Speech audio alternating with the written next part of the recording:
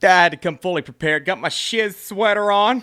We're ready. This is Wicked for Good. I have seen the long-awaited sequel. Just to refresh you, I had no clue what I was in for with the first. Wasn't really looking forward to it, and I walked out extremely impressed. And so I was hoping to feel similarly here, but I just want you all to know, I don't know or didn't know where this was going to go, what was going to happen in the story. I knew we were tying into Wizard of Oz, as the first one alluded to, but I had no clue how significantly. And I'm not going to spoil anything here for the two people watching that don't know where this goes, me included. I was interested to see where this was going to take me, the journey, the emotional ride. Austin, stop talking.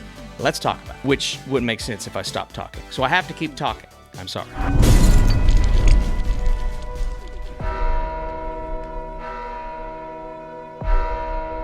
So Elphaba must grapple with her identity as the Wicked Witch of the West. Meanwhile, the wizard has given Glinda the title of Glinda the Good and a public status as the nation's defender against Elphaba. The two witches must make decisions that seal their fates in this second musical installment. This is rated PG. There's action, violence, suggestive material, thematic material. That's a lot for a PG movie, but I will say it's fairly clean for the most part. You do have a witch casting spells, which is a little freaky, but that's about it. So it is one, if you have a kid who enjoyed the first, you'll take them to watch the second.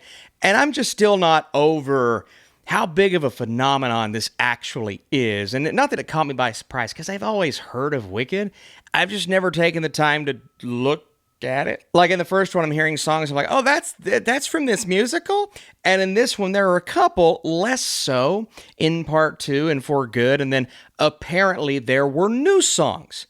I didn't know the difference while I was watching. But I will say the majority landed. They hit fairly hard. And the big difference between these two movies, Part 2, For Good, we'll call it by its name, much more emotional compared to the first movie. Because in the first film, we are alluding to this totalitarian regime. We're alluding to this group of beings that aren't allowed to be themselves and live their lives without being, well, excluded, but in sometimes a very dangerous and violent way. And so all of these elements are starting to come to pass in the beginning of part 2. And another element they teased in part 1 regarding public perception and how, regardless of if you're telling the truth or not, you sometimes have to keep that lie going to keep the people satisfied, because we always need an evil to root for. And then I take that idea, that concept, and I apply it to our government, and I'm just like,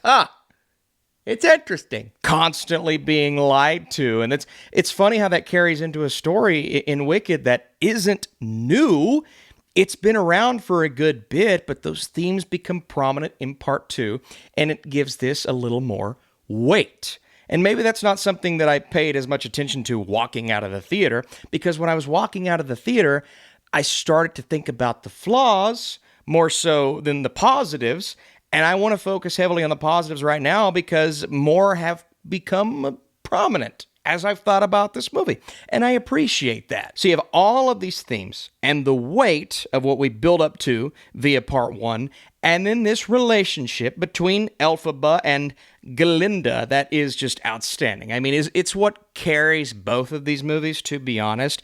And with a good relationship, you have to have good performances, or it just doesn't work. And thankfully, it works just as well this time around, except they're not leaning as much, specifically Glinda, on the comedic side of things. She doesn't have to be as big, bold, and beautiful for her classmates as she was in the first, and less reliant on humor, which I'm a little disappointed with, because one thing I loved about Glinda in the first film was how funny she was. But this is a very emotional part of the story, and so we're getting a lot of those subtleties, and more importantly, the restraint that Grande shows all throughout this film. I'm like, oh, I didn't know you could do that. I knew she could do it. I know she can act, but this is another layer to this character, to where even though I was missing that comedic side, it may be more impressive what she's doing this time around. And so just to sidebar some Oscar talk, I was rooting for her last year.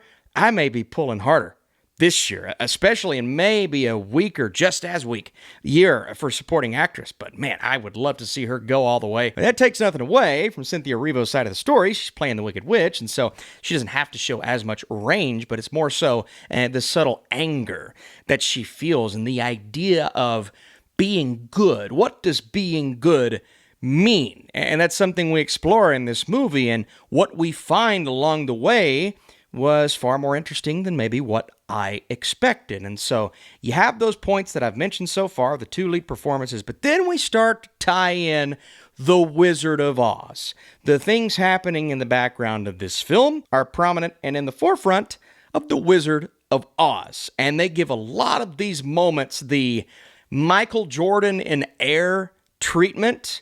You know, when they're teasing something hard, but they never really give you all that you want from a character, a moment, or a situation. That's kind of what they do in this movie. And I was sitting there going, all right. Little frustrated. Come on. Do it. That's a silly complaint. The real complaint here is when they start to weave that in, along with all of the themes, along with the characters, along with the idea that we have to work towards this conclusion, but we also have to conclude all of the other open plot points and characters. And I didn't feel the satisfaction I was looking for with a lot of these side players. And I'm not necessarily going to tell you which ones, because that may send spoiler signals to you if you're really in tune. But obviously, if you've seen it, then you've seen it. Now, I have heard that this film takes more liberties because the second part of the OG musical is what is the weakest part. And so this film, bringing in more songs, maybe adding more character dynamics, I find that to be interesting. And maybe some will be happier with the tone here because you don't have that comedic aspect as much. And so you're really sticking to the emotional side of things, which a lot are going to appreciate that. I didn't enjoy it as much because I kind of missed the levity that we were adding in Wicked Part 1, and I didn't get that as much here, and it starts to impede upon the pacing. I felt the pacing was an issue, especially in the first act, and you saw my reaction. I said I do prefer Wicked Part 1, and I still feel that way. I believe Wicked Part 1 is tighter storytelling. It's much better paced, maybe more tonal discrepancies, and they're not hitting as hard on those themes, but I was just really enjoying it. And this one, I hate to say it's not as enjoyable. That's not what they're going for, obviously, but it doesn't quite have that kick. The songs, they don't hit as hard. Now, a couple of them do. No Good Deed is pretty great. Any moment that Erivo and Grande are on screen together singing, that's pretty great. And so it does hit high notes in that way. But then we get towards the end of the story, and they're trying to cram in a couple of story points. One story point that they brought up in Part 1, and then they just had to squeeze it into the end of Part 2. And I felt that with a few things. You just kind of, we forgot that, so let's put it in this scene. And what was going on with this guy? Here he is. And it's just kind of like, you're just having to do a lot. And I get the 2-hour runtime after seeing this movie. I understand. But then I think, like, how did they end it on stage? Like, they had to cram a lot in. Again, speaking as a casual, but if you love the first, you're going to be hard-pressed to find someone who walks out hating this movie, because it's very well made. It's extravagant. John M. Chu did a great job. Once again, the production design, the shots, and, people were scoffing at this one visually the first time around. I'm just like, okay, this is a good-looking movie. It's just a movie that looks solid. Maybe a little too faded the first time around. I didn't see that this time. Technically, maybe more impressive this time around. And you have so many prominent CGI characters and animals. It's not Planet of the Apes level, but it looks good. It looks solid enough. And I never really had problems, even though it's very overly CGI at points. It never took me out of it. I felt sucked into this world just as much as I did. So there's no drop off. I would love to see your comments down below. Are you looking forward to Part 2? Which do you prefer if you've seen both? If you're watching this video right now, we're hopefully in the hospital delivering baby girl number 2. Maybe she'll be a Wicked fan. Too soon to know? Wicked for Good takes our two leads to fascinating emotional places while delivering similar levels of excitement as the first film. Grande should be the Oscar frontrunner this time. Her restraint elevates Glinda to new heights. What drags this installment down is its attempt to weave in multiple subplots and seamlessly blend the Wizard of Oz elements. These moments are fun, but they sacrifice the tight storytelling that made Part 1 remarkable. All in all, this is an enjoyable and deeply emotional sequel. Even if the original remains undefeated, I expect fans to find deep satisfaction in Part 2. But I am curious how this compares to, well, any of the source material. I've not read the book either, but I heard that's not PG. Can you guys confirm that? Not PG at all? Maybe rated R? Maybe I should read it. Get a little long in here. All right, bye-bye.